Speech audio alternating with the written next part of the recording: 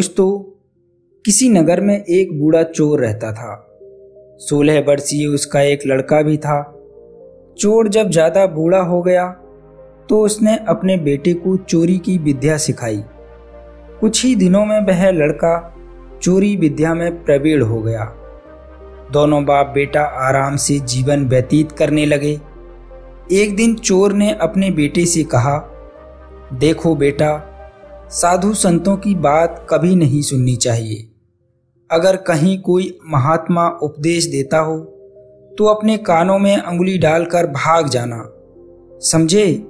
हाँ बापू, समझ गया। एक दिन लड़के ने सोचा, क्यों ना आज राजा के घर पर ही हाथ साफ कर दूं। ऐसा सोचकर उधर ही चल पड़ा।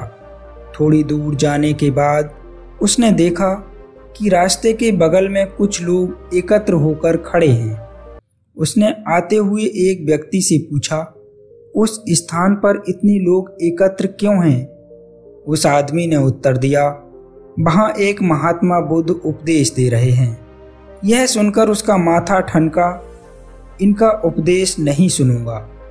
ऐसा सोचकर अपने कानों में अंगुली डालकर वहां से भाग निकला।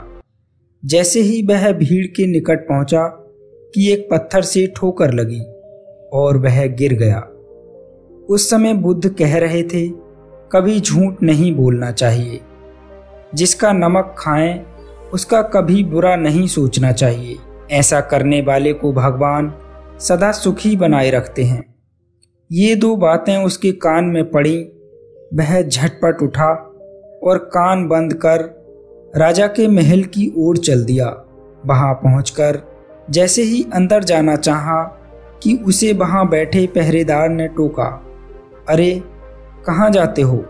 तुम कौन हो? उसे बुद्ध का उपदेश याद आया, झूठ नहीं बोलना चाहिए। चोर ने सोचा, आज सच ही बोलकर देखूं।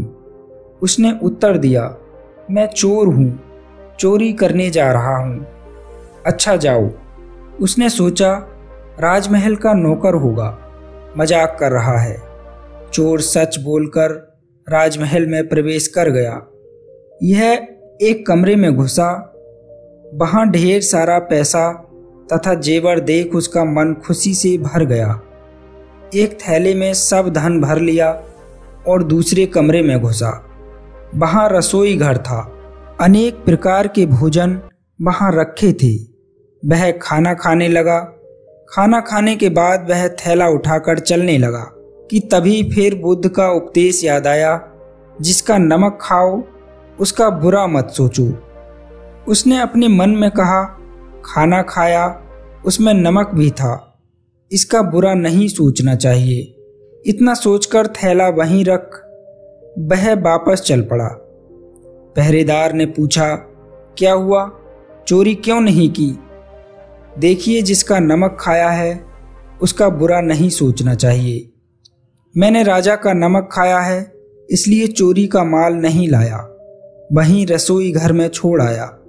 इतना कहकर वह वहां से चल पड़ा।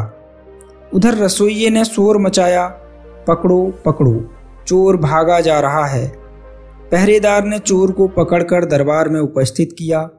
राजा के पूछने पर उसने बताया कि एक महात्मा के द्वारा दिए गए उपदेश के मुताबिक मैंने पहरेदार के पूछने पर अपने को चोर बताया, क्योंकि मैं चोरी करने आया था। आपका धन चुराया, लेकिन आपका खाना भी खाया जिसमें नमक मिला था, इसीलिए आपके प्रति बुरा व्यवहार नहीं किया और धन छोड़कर भागा। उसके उत्तर पर राजा बहुत खुश हुआ और उसे अपने दरबार में नौकरी दे दी। वह 2-4 दिन घर नहीं गया तो उसके पिताजी को चिंता हुई कि बेटा पकड़ लिया गया। लेकिन 4 दिन के बाद जब लड़का आया तो बूढ़ा अचंभित रह गया अपने बेटे को अच्छे वस्त्रों में देखकर। लड़का बोला, पिताजी, आप तो कहते थे कि किसी साधु संत की बात मत सुनो, लेकिन मैंने एक महात्मा की बात सुनी और उसी के मुताबिक काम किया, तो देखिए सच्चाई का फल। मुझे राज दरबार में अच्छी नौकरी मिल गई।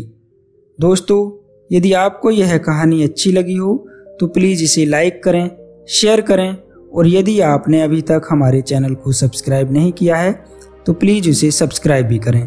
धन्यवाद।